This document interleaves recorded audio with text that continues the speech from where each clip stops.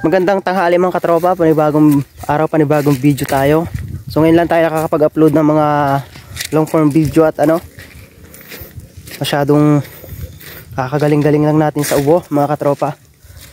Ngayon mga katropa ay makuha lang ako ng ng luya.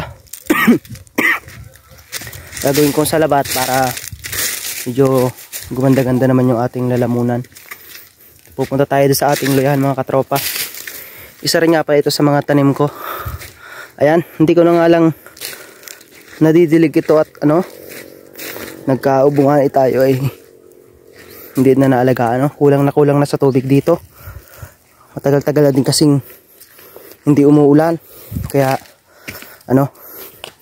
hindi na gumanda. Kailangan talaga niyan diligan.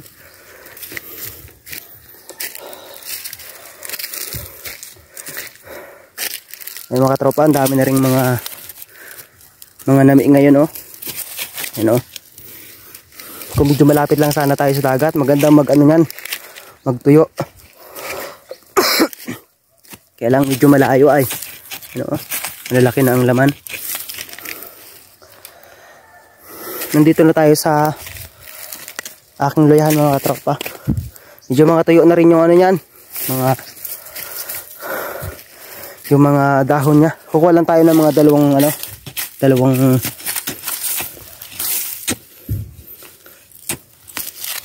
dalawang palapag.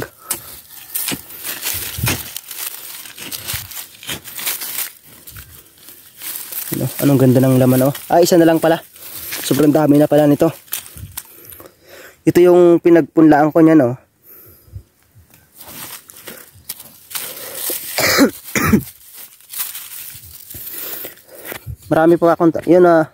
Marami pa akong kukuhain mga katropa tulad nito. Ito natutuyo na gawa ng sobrang tindi ng init dito.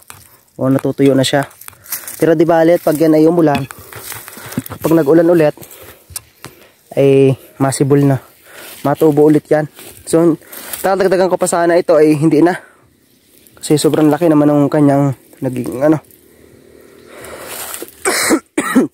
naging laman. Kaya kasyang-kasya na ito para gawing salabat. Ayan sobrang tuyot na mga katropa ng mga tanim. Ayan tanim yan ng mga pinsana namin. Sobrang tuyo. Singapore natutuyo na rin. Ito yung gagawin nating salabat.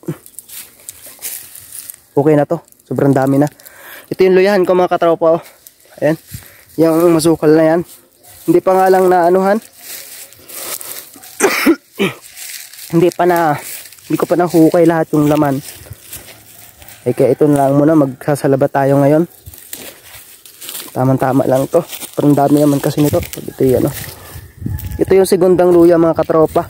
Napapansin. Yung may mas malaki pa nito ay kaiba naman yung sobrang laki. Kasi yung sobrang laki naman ay halos tubig na din ang laman.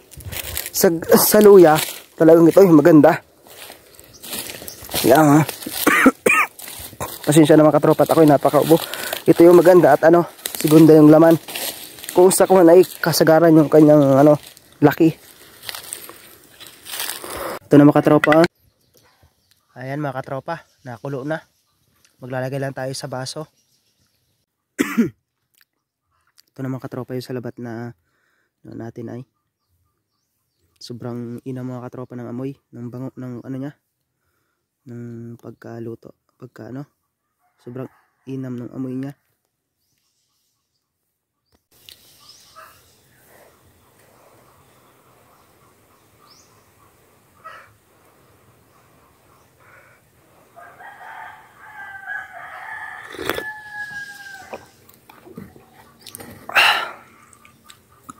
Ang sarap sa lalamunan mga katropa. Hindi ko na ito nilagyan ng asukal. Yung iba kasi nilalagyan ng asukal. Hindi ko na nilagyan. Yung ayos naman yung lasa niya. Hindi man siya sobrang anghang. Tama-tama lang.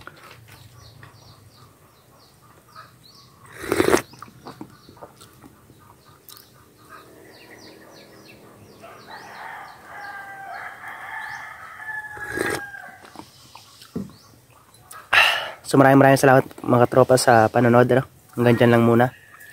Ingat kayo mga katropa.